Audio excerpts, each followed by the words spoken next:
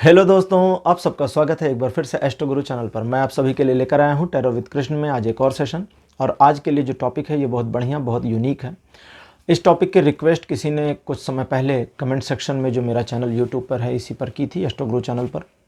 तो ये टॉपिक मुझे बहुत अच्छा लगा और इसीलिए इसको लिया। और सब्जेक्ट है कि हमेशा या लगातार अपसेट रहने वाली प्रवृत्ति से कैसे बाहर निकलें। अगर आपका मूड हमेशा अपसेट रहता है या आप एक अपसेट माइंडसेट में चले जा रहे हैं बिना इंटेंशन के अपने आप, तो इस माइंडसेट से, इस सिचुएशन से कैसे खुद को बाहर निकालें, स्माइली फेस कैसे लेकर आएं अपने चेहरे पर।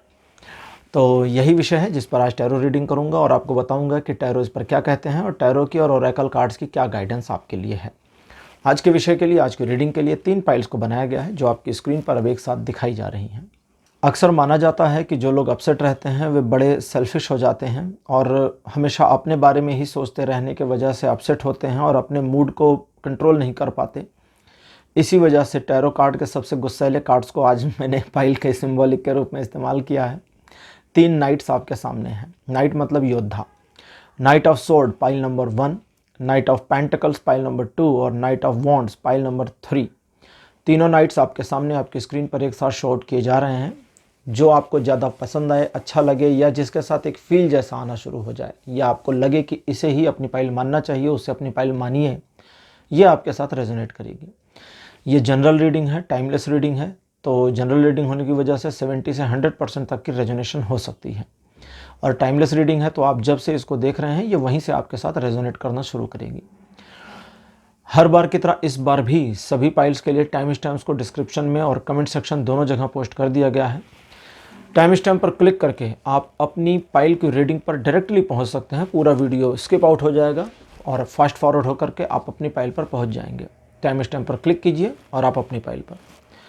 जो लोग मुझसे आज पहली बार जुड़े हैं, फर्स्ट टाइम आए हैं, उन सभी का मैं एस्ट्रो गुरु चैनल पर बहुत बहुत स्वागत करूंगा। आप सभी इस चैनल को सब्सक्राइब करिए, बेल आइकन को प्रेस करिए, क्योंकि जब आप बेल आइकन को प्रेस करते हैं तो नए वीडियोस की नोटिफिकेशन आपके फ़ोन पर आनी शुरू हो जाती हैं। और मेरे रेगुलर व्यूवर्स और सब्सक्राइबर्स, आप सभी के सहयोग और प्यार के लिए बहुत बहुत आभार।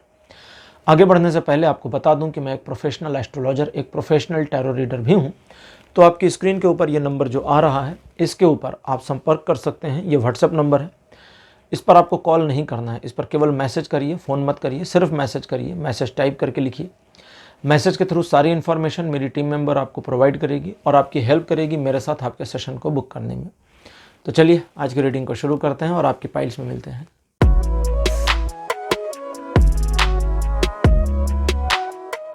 हेलो पाइल नंबर 1, आप सबका स्वागत है आपकी रीडिंग में। आपने नाइट ऑफ सोर्ड्स को चुना था। मेरे बगल में नाइट ऑफ सोर्ड की फ़ोटो लगा दी गई है। नाइट योद्धा को कहते हैं। नाइट का मतलब होता है एक योद्धा, एक जांबाज सिपाही जैसा आप समझ लें।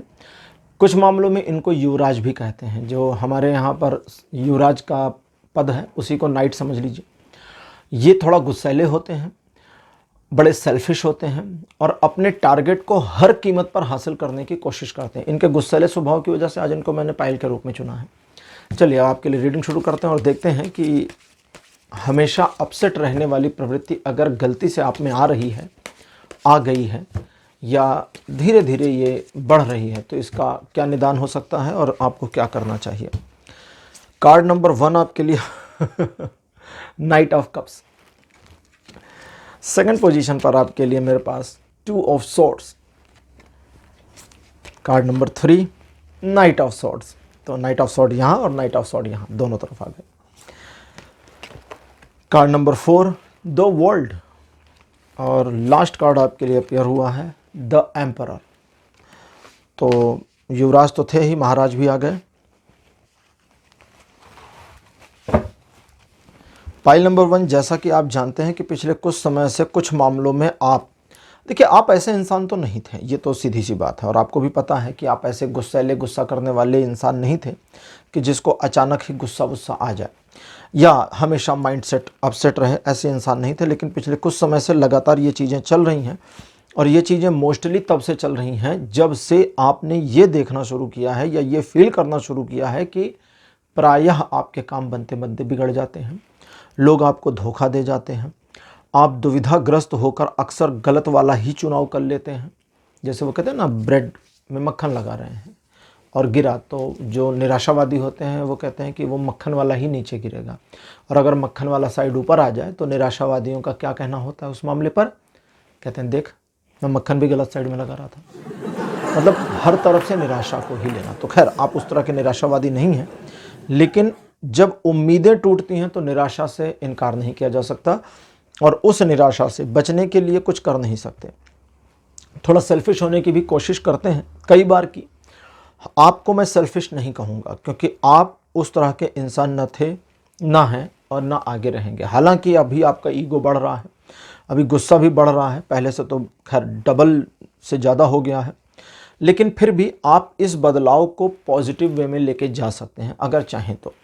इस बदलाव को पॉजिटिव वे में लेके जाने के लिए कुछ थोड़े मोड़े चीज़ों को आपको समझना होगा। सबसे पहला काम, जैसा कि आज का हमारा विषय है कि अपसेट रहने वाले, हमेशा अपसेट रहने वाले माइंडसेट से अपने आप को कैसे निकालें, कैसे बचाएं। तो सबसे पहले कुछ मामलों में या ज़्यादातर मामलों में सिचुएशन को एक्सेप्ट कर दीजिए। देखिए, हम अपनी ज़िंदगी में हर चीज़ को नहीं बदल सकते। सूरज का उगना हम नहीं चेंज कर सकते ना, इस धरती का घूमना भी हम नहीं चेंज कर सकते। ऐसे बहुत सारे लोग हैं जिनको हम नहीं बदल सकते। वो कभी कभी कहते हैं ना कि भैया अपना खून मत जलाओ, जो जैसा है उसे उसके हाल पर छोड़ दो, और सचमुच आपको ये करना चाहिए। थोड़ी मोड़ी हेल्प करना चलिए समझ में आ जाता है, लेकिन ज़रूरत से ज़्यादा मदद करने की कोशिश करना, दूसरे पर्सन को मैनिपुलेट करने की कोशिश करना ताकि वो गलतियां ना करें, इस तरह की चीज़ों से अपने आप को पीछे हटाइए। और वे वाले मामले जहां पर आप फंस जाते हैं और आपको गलत समझा जाता है और आपके द्वारा गलत निर्णय हो जाते हैं, चलिए पहले गलत निर्णय वाले मामले को सुलझा लेते हैं।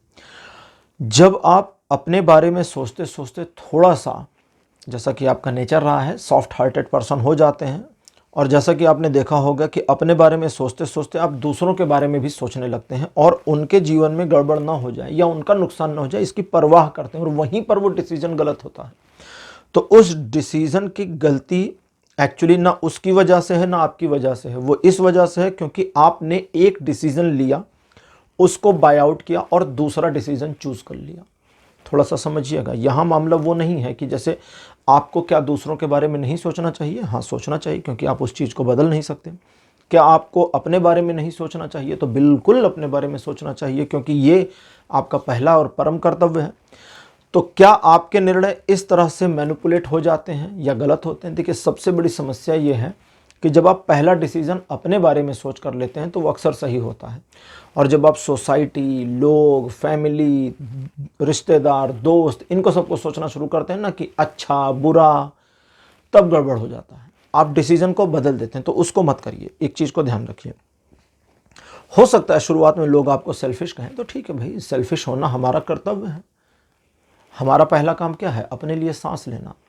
अब कोई कहे कि भैया आप सांस ले रहे हैं, एक तो ऐसे ही ऑक्सीजन कम है, इतना प्रदूषण फैला है, ऊपर से आप ऑक्सीजन खींच के कम कर रहे हैं, तो मैं तो उसको कहूँगा भैया आप जो है कहीं पर जाएं और ऊंची जगह से कूद जाएं, तो पृथ्वी पर इतना जो बोझ है वो थोड़ा सा कम हो सकता है, क्योंकि धरती पर भी बहुत बोझ है।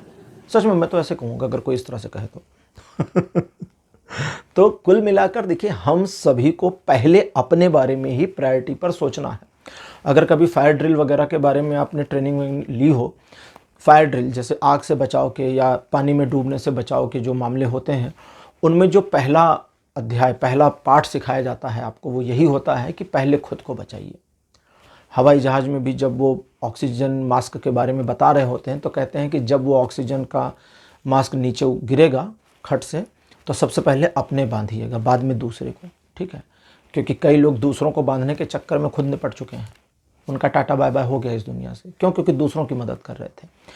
आपकी जान बची है तो आप कईयों की बचा सकते हैं, अगर आपकी नहीं बची है तो शायद आप हेल्प नहीं कर पाएंगे।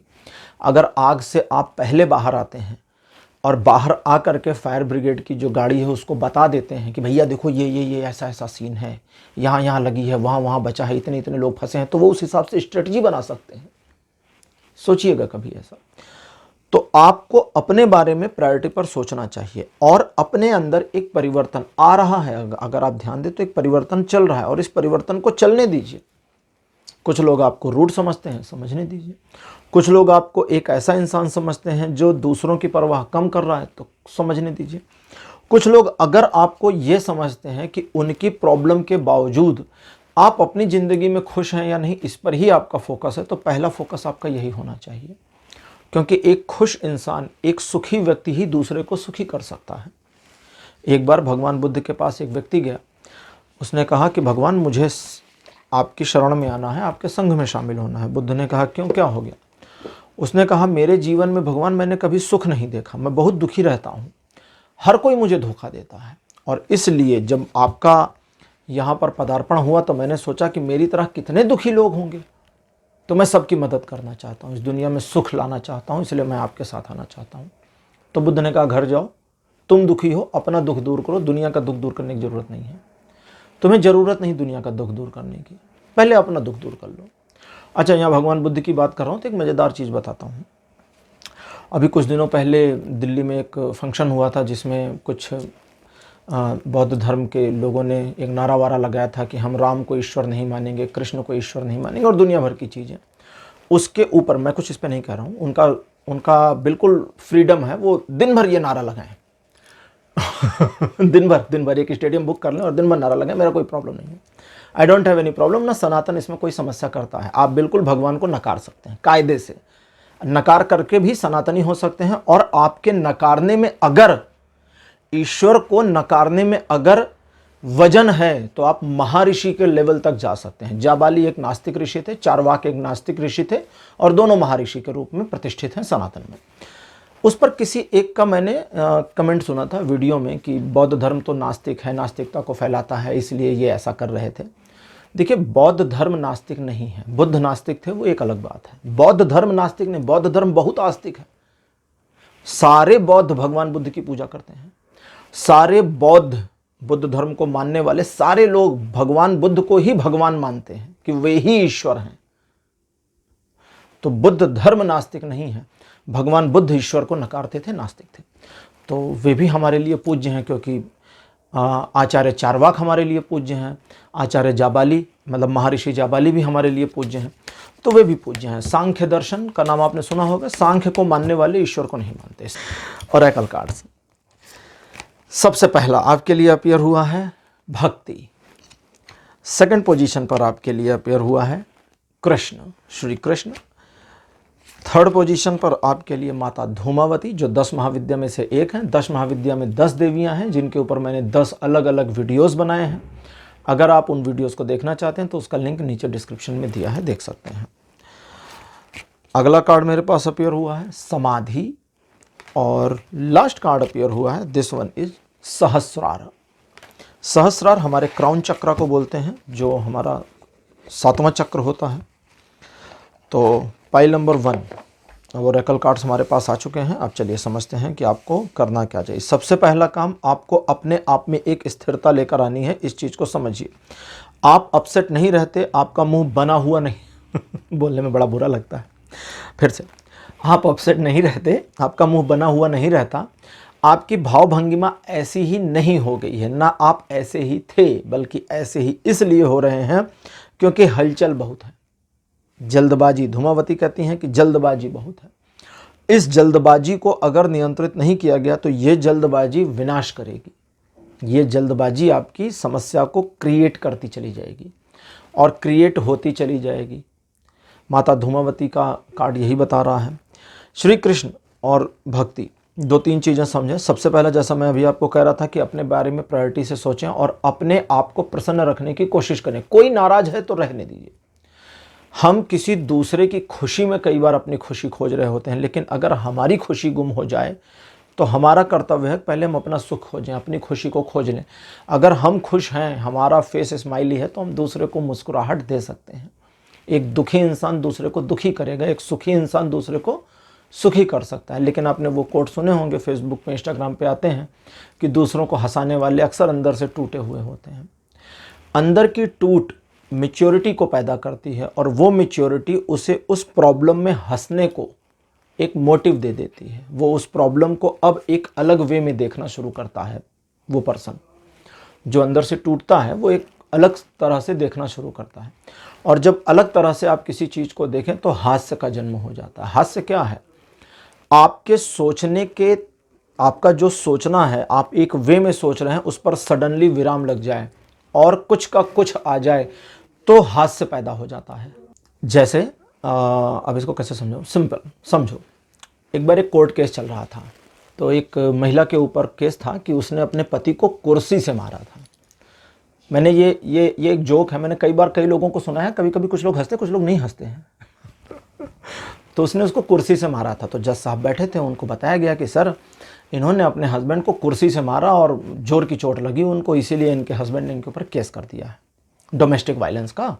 तो जज साहब ने उससे पूछा कि मैडम आप बहुत सोफिस्टिकेटेड लगती हैं, बड़ी संभ्रांत लगती हैं, बड़ी सभ्य और सज्जन लगती हैं, मैं समझ नहीं पा रहा हूं कि आखिर ऐसा हुआ क्या कि आपने अपने हस्बैंड को कुर्सी से मारा। तो उस लेडी ने कहा कि बड़ी मासूमियत से जवाब दिया, उसने कहा जज साहब मैं क्या करती, मेज बहुत भारी थी और मैं उठा नहीं सकती थी। तो ऐसे ही हास्य पैदा होता है। अब हास्य क्यों आया, क्योंकि सोचा नहीं था ना कि ऐसा आंसर करेगी। वो हो सकता है सोचा था कि कोई रीज़न बताएगी कि इसने इरिटेट किया, इसने मेरे को पहले मारा फिर मैंने मारा। तो उसने रीज़न नहीं दिया, उसने बड़ा बढ़िया सा प्यारा सा मासूम जवाब दिया, और ये मासूम सा जवाब हास्य उत्पन्न करता है।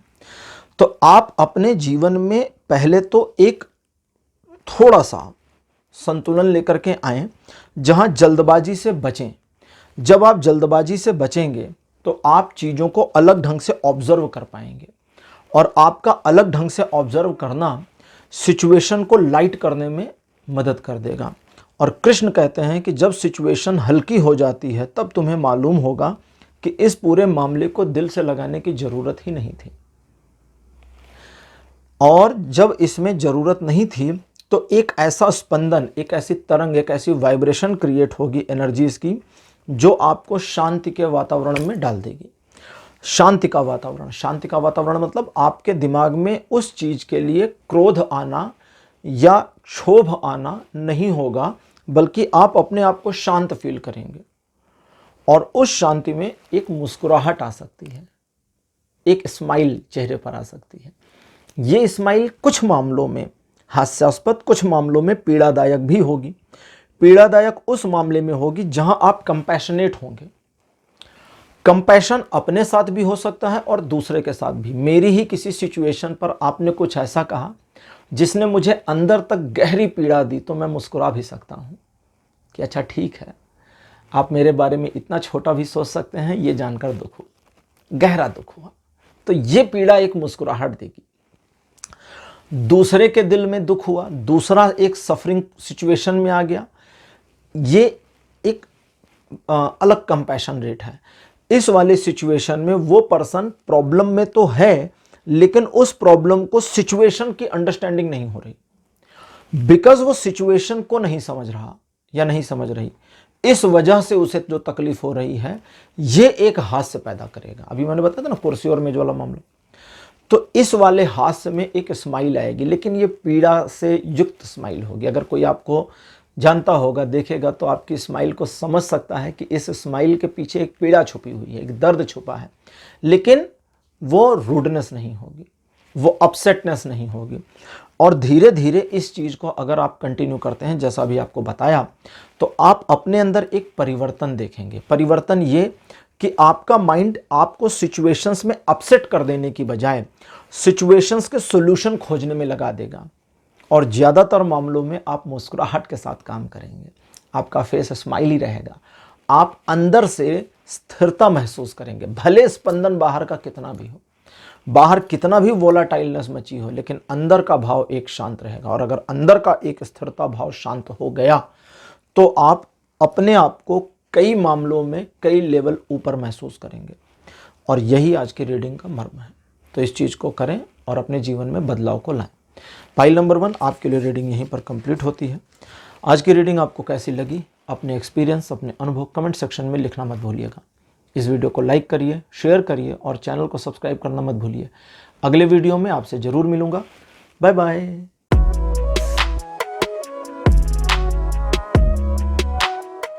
हेलो पाइल नंबर 2, आप सबका स्वागत है आपकी रीडिंग में। आपने नाइट ऑफ पेंटिकल्स को चुना था, मेरे बगल में नाइट ऑफ पेंटिकल्स की फोटोग्राफ लगा दी गई है। चलिए आप रीडिंग शुरू करते हैं और देखते हैं कि आज आपके लिए टैरो से क्या इन्फॉर्मेशन आती है कि हमेशा अपसेट रहने की प्रवृत्ति से बचें कैसे। कार्ड नंबर 1 आपके लिए है द मैजिशियन। सेकंड पोजीशन पर आपके लिए है S of sword. Card number 3 आपके लिए है जस्टिस। फोर्थ पोजीशन पर एस ऑफ पेंटिकल और अंतिम कार्ड आपके लिए है द एम्परर।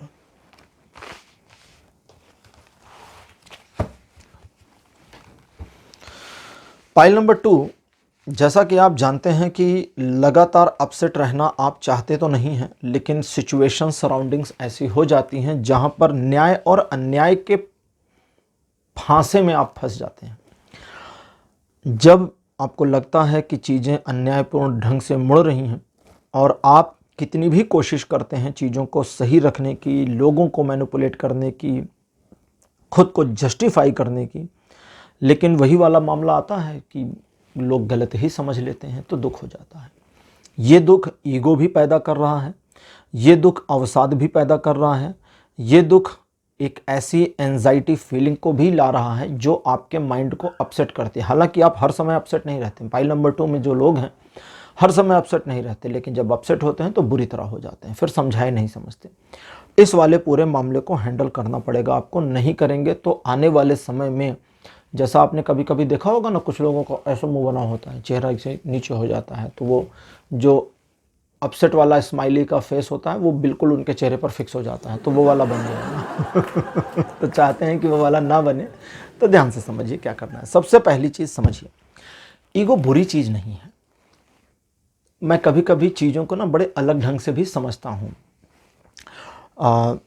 किसी ने एक कमेंट किया था जिसमें मैंने किसी एक वीडियो में बताया था कि जब मोक्ष की प्राप्ति होती है तो आत्मा का परमात्मा से मिलन हो जाता है और आत्मा ही परमात्मा हो जाती है। मतलब आपका ही आत्मा जो स्वरूप है, आत्मस्वरूप, वो परमात्मा बन जाएगा, आप नहीं बचेंगे। तो उन्होंने कहा अरे ऐसा, उसमें लिखा था कि ऐसा नहीं हो सकता, परमात्मा तो 1000 सूर्यों के बराबर है। बिल्कुल वो 1000 सूर्यों के बराबर है और आप उसी सूर्य का एक हिस्सा बन जाएंगे। आपका अस्तित्व बच जाए पीछे, परमात्मा में एकाकार हो और आप पीछे बच जाएं, तो फिर एकाकार हुआ ही नहीं ना, फिर तो अभी भी अलगाव है। वो अलगाव का खत्म होना ही मोक्ष है। मोक्ष का मतलब आत्मा अब दोबारा इस दुनिया में जन्म नहीं लेगी। क्यों नहीं लेगी? सवाल तो यही है कि क्यों नहीं लेगी भाई, कहाँ चली जाएगी? तो आत्मा परमात्मा के तत्व के साथ एक हो जाएगी और आत्मा का अपना तत्व नहीं बचेगा। यदि हम परमात्मा के साथ एक हो जाएं, एकाकार मैं एक हो जाऊं, और परमात्मा के साथ एक होने के बाद भी मुझे फील करे मैं तो वही टैरो रीडर कृष्णा हूँ जो पृथ्वी पे रहता था, दिल्ली में रहता था, तो फिर कहाँ एक हुए भैया? अभी भी तो वो फील बना है ना, मैं तो अलग ही एंटिटी हूँ, वो अलग एंटिटी है। एक हो जाना। चलिए, तो ईगो के बारे में कह रहा था, ईगो बुरा नहीं है, ईगो को इस्तेमाल करना आना चाहिए। अगर आप इस्तेमाल नहीं कर पाते तो ईगो बुरा है। पूरे मानवता के इतिहास में सभी कहते हैं ईगोइस्ट मत होइए।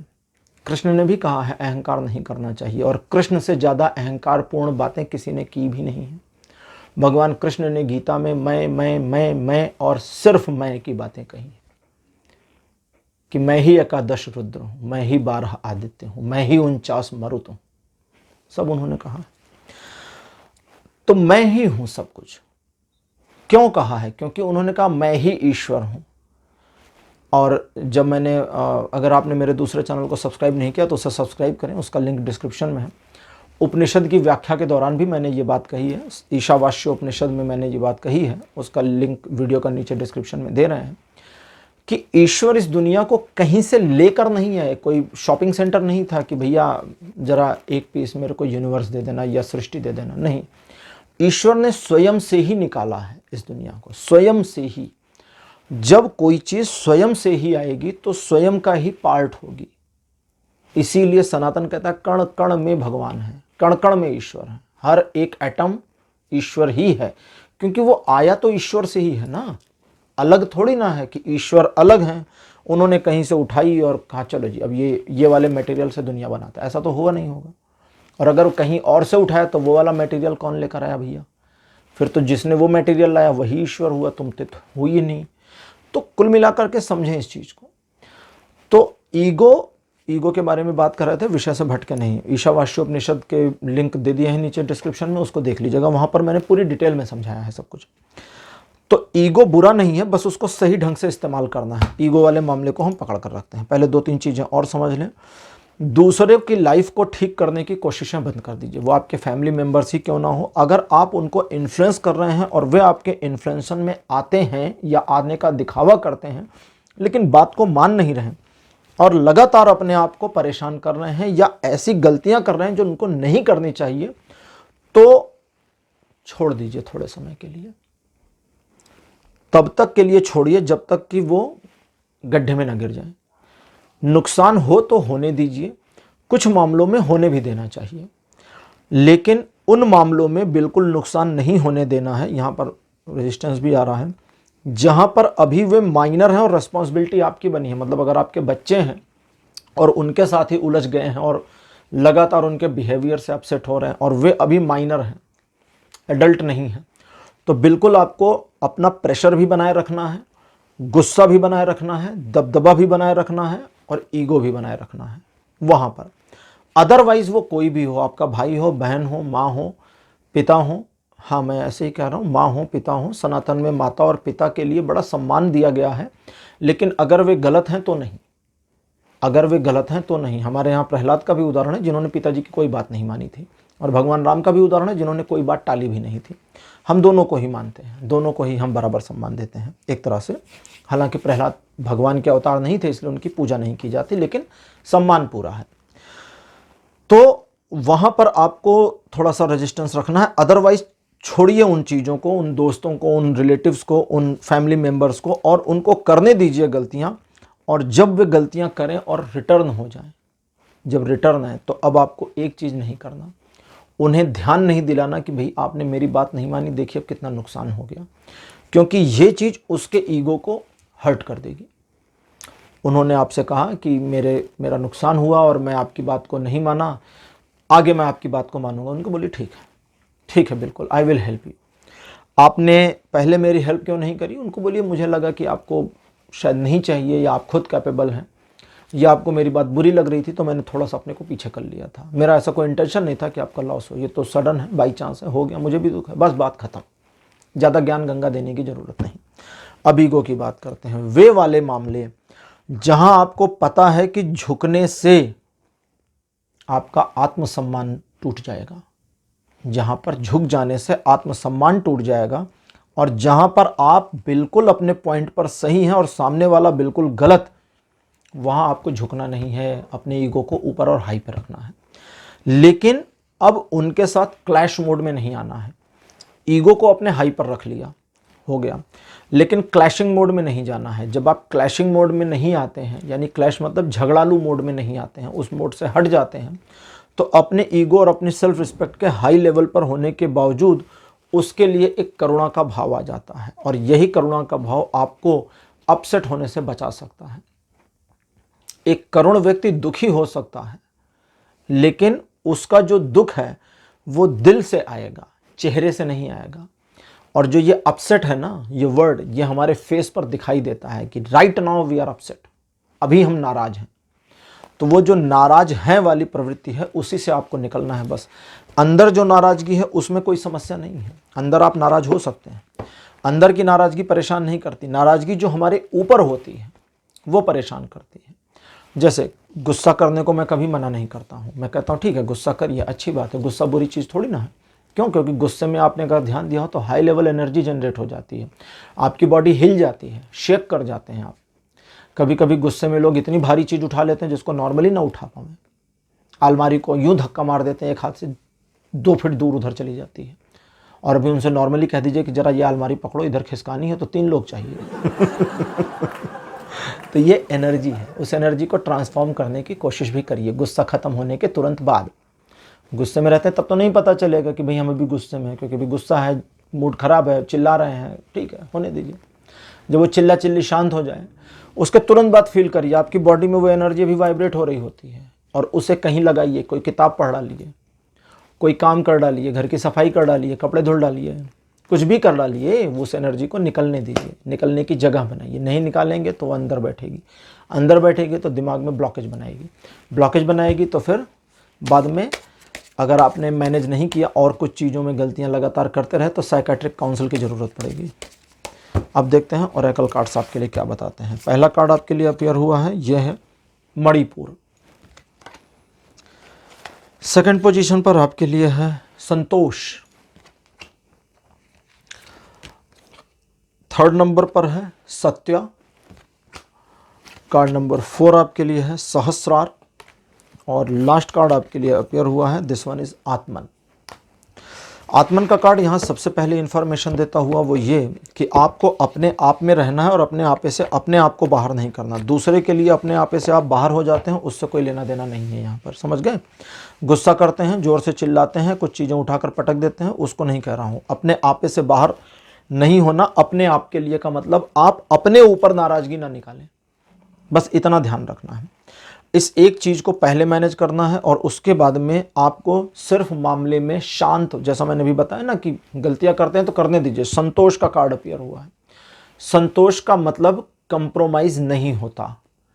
कंप्रोमाइज का मतलब होता है कि हमने समझौता कर लिया, कहीं पर बलिदान कर दिया। हम चाहते नहीं थे लेकिन हमने कर दिया। संतोष का अर्थ होता है कि हम इतने में ही संतुष्ट हैं, हमें और की जरूरत है ही नहीं भाई, नहीं है जरूरत। और कंप्रोमाइज का अर्थ होता है कि हमें और की जरूरत तो है बट चलो ठीक है, इतना काफी है, we can adjust. We can adjust वाली सिचुएशन संतोषम नहीं है। संतोष का अर्थ होता है कि दिस इज सफिशिएंट। हे ईश्वर, तूने जो दिया है बहुत कुछ, थैंक यू उसके लिए। प्रार्थना करते हैं, कई धर्मों में इस तरह की प्रार्थना होती है। कई धर्मों में तो सामने पनीर की सब्जी रख करके हाथ पकड़ के कहते हैं, हे ईश्वर, तूने जो रूखा सूखा दिया है उसके लिए थैंक यू। ईश्वर भी सोचते हैं कि अच्छा ये रूखा सूखा था। तो कंप्रोमाइज नहीं, यहां कंप्रोमाइज का मामला नहीं। तो आपको संतोष वाले भाव में आना है, कंप्रोमाइज वाले भाव में नहीं आना है। तो जब तक आप ये नहीं करते तब तक आप अपने अंदर एक स्थिरता नहीं पाएंगे। वो स्थिरता जरूरी है और उस स्थिरता के लिए आपको अपने आप को संतोष वाली पोजीशन में ले जाना होगा कि ठीक है, ये ऐसे ही होना था। जैसे कहते हैं ना, गीता में लिखा है, जब जब जो जो होना है तब तब तो होगा। इसका क्या मतलब है? इसका मतलब है कि आप अपने आप में एक संतोष की भावना लाएं कि जो होना है वो तो होके रहेगा। कृष्ण ने क्यों कहा अर्जुन को कि देख अर्जुन, तू इनको मार या ना मार, ये तो मर ही जाएंगे, ये तो होना ही है। तुम तो निमित्त मात्र हो, तुम तो बस एक मीडियम हो और कुछ भी नहीं हो। तुम्हारे को उन्होंने अर्जुन को जब ये कहा तो वे वस्तुतः अर्जुन को ये नहीं कह रहे थे कि तुम मीडियम हो और मुझे तुम्हें यूज करना, मैं परमात्मा और तुम्हें मीडियम की तरह यूज कर रहा हूं। नहीं, उनका ये अर्थ नहीं था। उनका अर्थ था कि तुम अपने में अहंकार में मत आओ कि मैं कर रहा हूं। भैया, तुम नहीं कर रहे हो, कर मैं रहा हूं, क्योंकि मैं परमात्मा हूं और तुम सिर्फ एक साधारण तुच्छ से मानो जिसके द्वारा मैं अपने काम करवा रहा हूं या हमेशा करवाता हूं। तुम करो या ना करो, ये काम तो होगा। तुम करोगे या कोई और करेगा, तो बेहतर है कि तुम कर लो और यश को प्राप्त करो। उन्होंने ये भी कहा था ना कि बेहतर है कि तुम करो और यश के भागीदार बनो, यश प्राप्त करो इस दुनिया में। कायर के रूप में मत जाने जाओ, यशस्वी के रूप में याद किए जाओ। तो यहां आपको अपने अंदर एक स्थिरता लेकर के आनी है। और स्थिरता कैसे आएगी? जब आप संतोषम में जाएंगे। संतोषम में जाने में आपको हेल्प कौन करेगा? अपना आत्मस्वरूप। आत्मस्वरूप में क्या है? आपको अपने आप को हर्ट नहीं करना है, बस ये याद रखिएगा। गुस्सा आता है, क्रोध आता है, ईगो बढ़ता है, सब बढ़ने दीजिए, बस खुद को हर्ट मत करिए और खुद में गिल्ट मत लाइए। जब ये करेंगे तो संतोष उत्पन्न होगा। संतोष उत्पन्न होगा तो आपके अंदर एक स्थिरता आएगी। जब आपके अंदर एक स्थिरता, एक स्टेबिलिटी अंदर आनी शुरू होगी, अंदर की हलचल थोड़ी कम होनी शुरू होगी, तब आप सच और झूठ के अंतर को समझ पाएंगे। सच वो नहीं होता जो हमें दिखता है। कहते हैं ना कि ये जगत माया है, ये पूरा ब्रह्मांड, ये सब माया है। माया क्यों कहते हैं? माया इसलिए कहते हैं क्योंकि ये ईश्वर ने एक प्रपंच की तरह रचा है। प्रपंच मतलब झूठ की तरह रचा है और एक दिन ये सारा प्रपंच समेट लिया जाएगा, नष्ट कर दिया जाएगा। साइंटिस्ट भी कहते हैं कि एक बिग बैंग हुआ, कोई धमाका हुआ, ये दुनिया ये यूनिवर्स अस्तित्व में आई और एक दिन ये कोलैप्स हो जाएगी, खत्म हो जाएगी। तो अगर ये खत्म होने को ही बनी है तो ये वास्तविक कैसे हो सकती है? लेकिन इसका यह मतलब नहीं कि ये वास्तविक नहीं है। हमारे लिए उतनी ही वास्तविक है जितनी वास्तविक ये दिख रही है। ठीक है?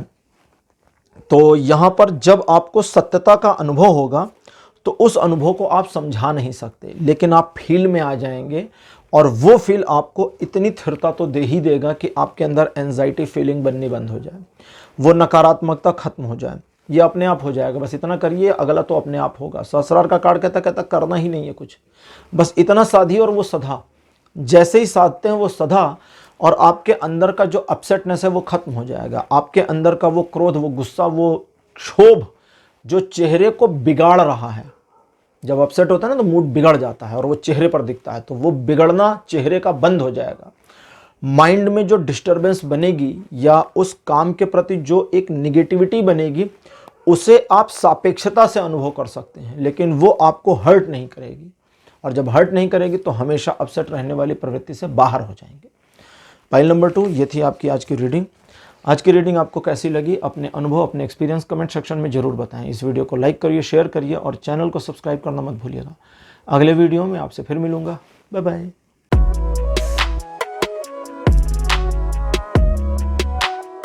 हेलो पाइल नंबर 3, आप सबका स्वागत है आपकी रीडिंग में। आपने नाइट ऑफ वॉन्ड्स को चुना था, मेरे बगल में नाइट ऑफ वॉन्ड की फोटो लगा दी है। चलिए शुरू करते हैं, देखते हैं आज की रीडिंग आपके लिए क्या आता है टैरो से।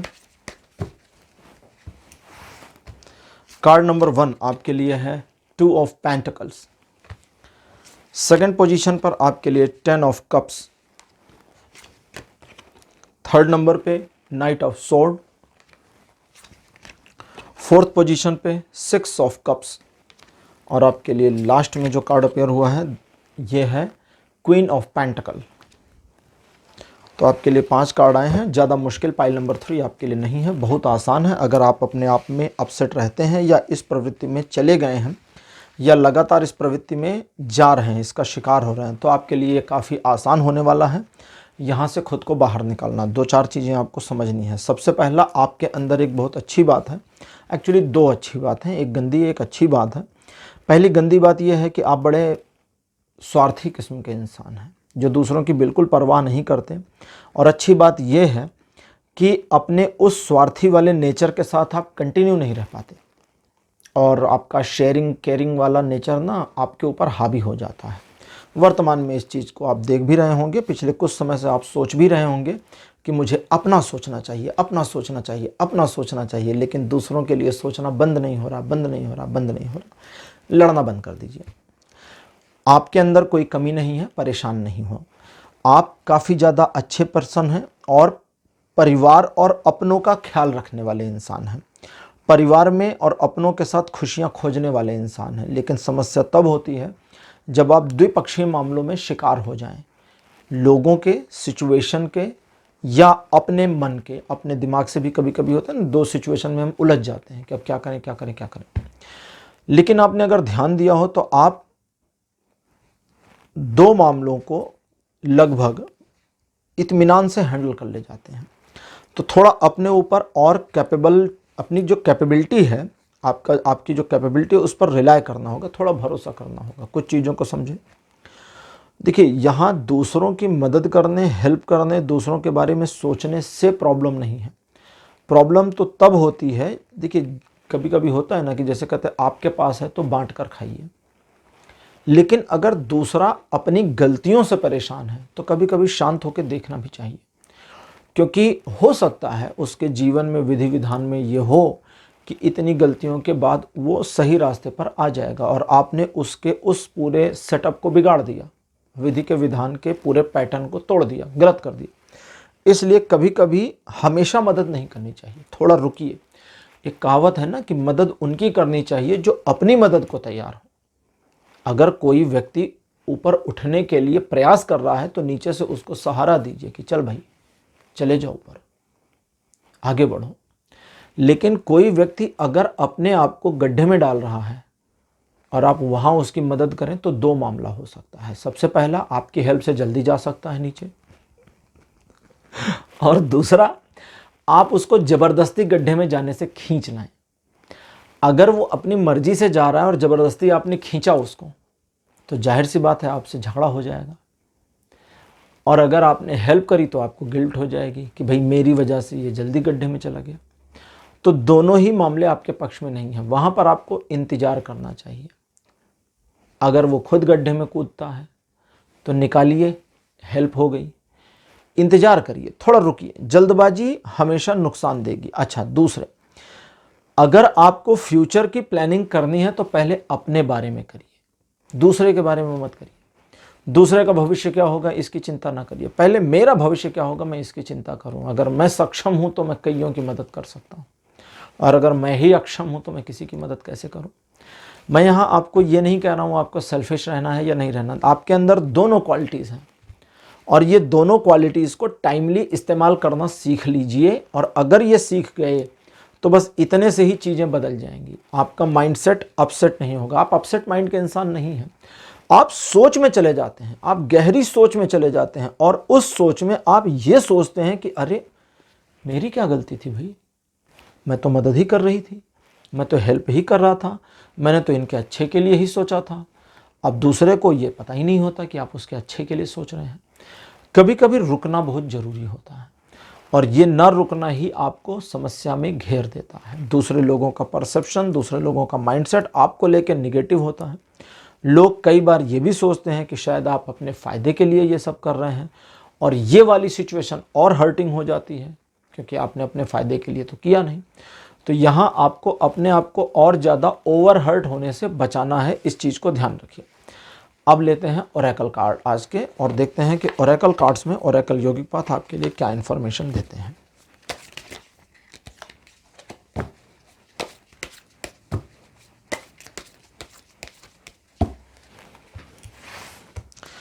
आपके लिए पहला कार्ड मेरे पास जो अपेयर हुआ है, this one is tantra. Card number 2 आपके लिए है माता पार्वती।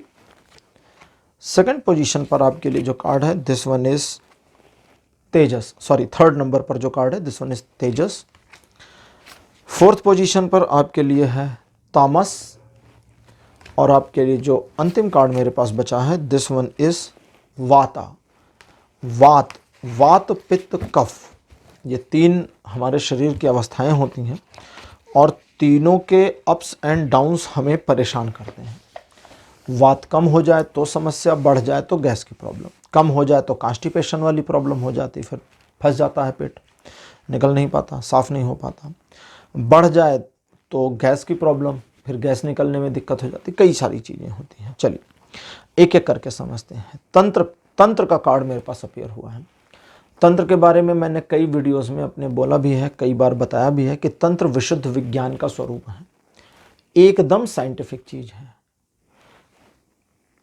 बल्ब को होल्डर में लगा के स्विच ऑन करेंगे तो बल्ब जल जाएगा, अगर करंट पहुंच रहा है तो, बिजली के तार लगे हैं तो। ये सीधा है।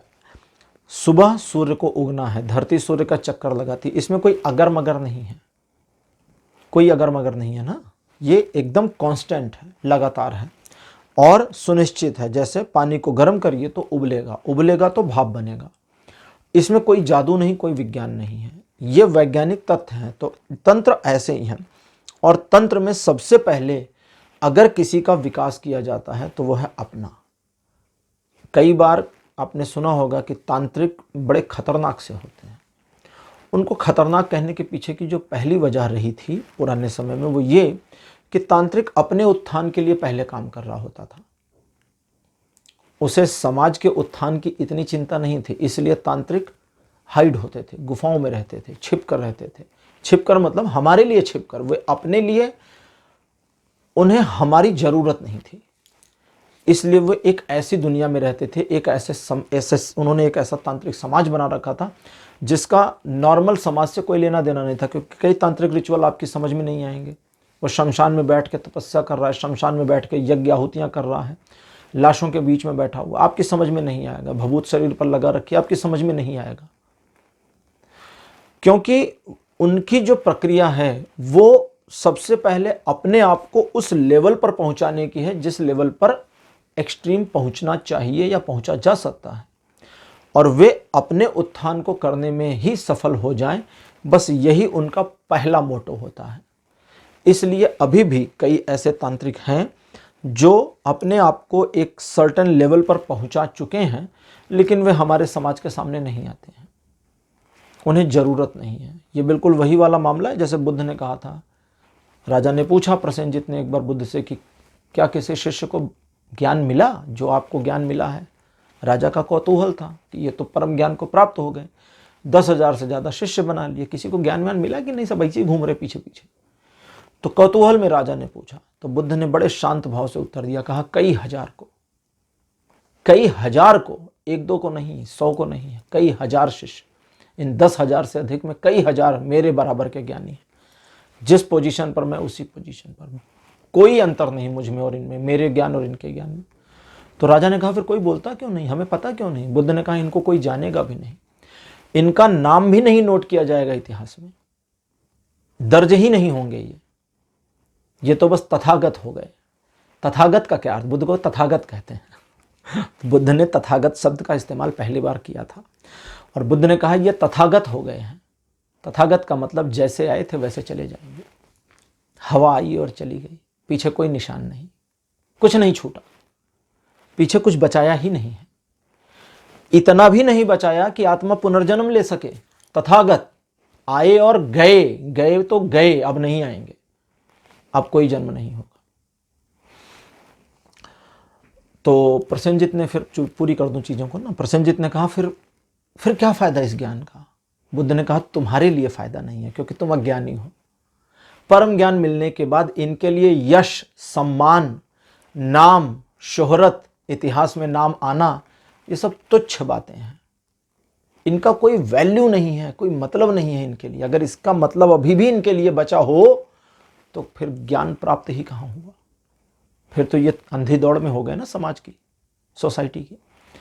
तो ये ऐसा ही है। तो तंत्र का कार्ड आपके लिए अपीयर जो कहता है अपना ध्यान रखिए पहले।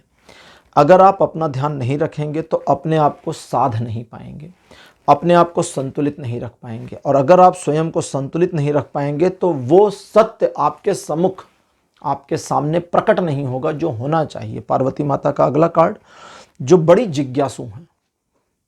अगर हम सनातन इतिहास को देखें और 1 मिनट के लिए माता पार्वती को हम देवी या भगवान ना माने, ठीक है, एक महिला मान लें, तो उनसे ज़्यादा जिज्ञासु महिला पूरे सनातन इतिहास में या मानवता के इतिहास में कोई नहीं। वो शिव से ऐसे प्रश्न करती हैं जो प्रश्न चकरा दे। कहती हैं हे शिव आपका सत्य क्या है? रूपों से परे यह संसार क्या है? मैंने एक वीडियो में ये भी कहा था, रूपों से परे का क्या मतलब है? जो दिखता है, जो यूनिवर्स, जो सृष्टि हमें दिख रही है, इसके परे क्या है? रूपों से परे यह विश्व क्या है? जिस चीज में यह सृष्टि होगी वो क्या है? सृष्टि है कहाँ है? कहीं तो होगी। कहते हैं कि सब कुछ यूनिवर्स में है, तो यूनिवर्स कहाँ है? मैं कहता हूं यूनिवर्स सृष्टि के अंदर है। सृष्टि कहाँ है? तो पार्वती का वो प्रश्न है। ऐसे और भी सब प्रश्न करते, कहते हैं कि हम इस पूरे सत्य को कैसे जान सकते हैं? हे शिव मेरे संशय निर्मूल करें, let clear my doubts please.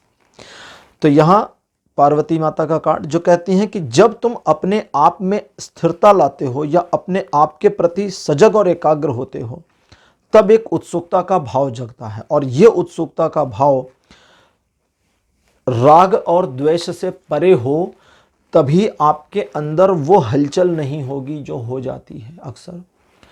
आपके अंदर राग और द्वेष से परे, अभी मैंने आपको बताया था कि आप स्वार्थी भी हैं और लोगों के साथ शेयरिंग केयरिंग भी करते हैं, और ये कंट्राडिक्शन एक साथ चल रहा है। ऐसा नहीं कि अलग अलग है, स्वार्थ भी पूरा है कंप्लीट, और लोगों की हेल्प करने का नेचर भी पूरा है कंप्लीट। तो वे कहते हैं कि अब इसमें राग और द्वेष, तेजस और तमस, 2 कार्ड अपीयर हुए हैं। कहते हैं कि इन दोनों से परे हो जाइए। राग का मतलब होता है किसी चीज में आसक्त हो जाना, किसी चीज में अपनी आसक्ति को ले जाना, इंटरेस्टेड हो जाना। तेजस, यहां पर जिस सेंस में ये कार्ड अपीयर हुआ है और जो इसकी इंटरप्रिटेशन आ रही है, ये राग बताता है। ये कहता है कि जब आप अपने को एक हाई एंटिटी में ले जाते हैं कि मैं तो इन तुच्छ चीज़ों से ऊपर उठ गया हूँ, इन तुच्छ चीज़ों से अब मुझे कोई लेना देना नहीं है, मेरी जो पोजीशन है वो एक हायर पोजीशन पर पहुँच गई है, और मैं यहाँ पर एक ऐसे लेवल पर पहुँच गई हूँ जहाँ मुझे ये लगता है कि अब मैं अपने आप को इनसे थोड़ा अलग कर पा रही हूँ या कर पा रहा हूँ। तो ये कहता है कि ये एक ऐसा अहंकार बनता है जो रस दे रहा है, टेस्ट दे रहा है, मज़े दे रहा है। क्यों?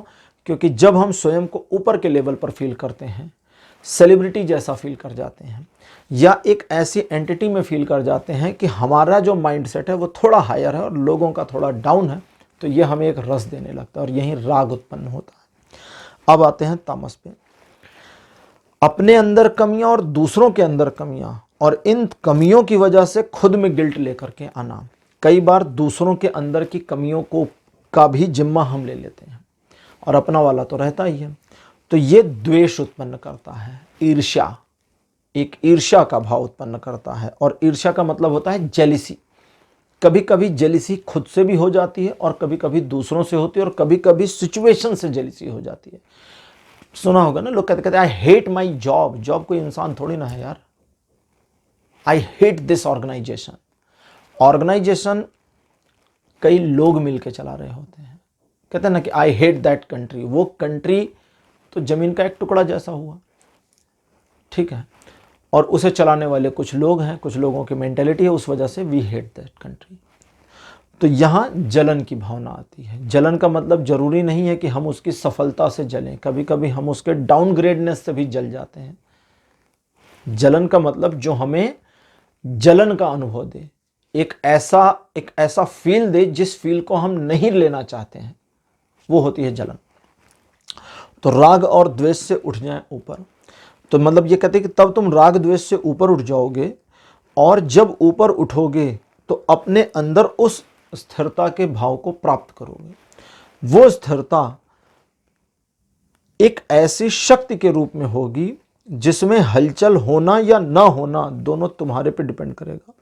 मतलब अब आप डिसाइड कर पाएंगे कि मुझे किस सेंस में आगे जाना है, किस सेंस में पीछे जाना है, मुझे नाराज होना है या नहीं होना है, मुझे खुश होना है या नहीं होना है, या अपने माइंड को डिस्टर्ब करना है या नहीं करना है। ये सारी चीज़ें जब आपके नियंत्रण में चलनी शुरू होती हैं, अब ये उतनी भी नियंत्रण में नहीं जाएंगी कि आप एक योगी बन जाएं। ये उतनी नियंत्रण में भले जाएंगी कि आप अपने जीवन के पहलुओं को, सिचुएशंस को, लोगों को, सराउंडिंग्स को मैनेज कर सकें। और बस यही मैनेजमेंट आपको खुशी देगा। जब ये खुशी आएगी तो आपके भविष्य के प्रति एक चिंता का भाव आएगा, और जब भविष्य के प्रति चिंता का भाव आए तो आपको करना है भविष्य की योजनाओं पर विचार। बस हो गया, और आप बिल्कुल बाहर हैं एक उस प्रवृत्ति से या उस मेंटालिटी से जो आपको लगातार अपसेट करती रहती है या करना चाहती है। तो पाइल नंबर 3 ये थी आपकी आज की रीडिंग। आज की रीडिंग आपको कैसी लगी? अपने एक्सपीरियंस, अपने अनुभव कमेंट सेक्शन में ज़रूर लिखिएगा। इस वीडियो को लाइक करिए, शेयर करिए और चैनल को सब्सक्राइब करना मत भूलिएगा। अगले वीडियो में आपसे फिर मिलूँगा। Bye bye.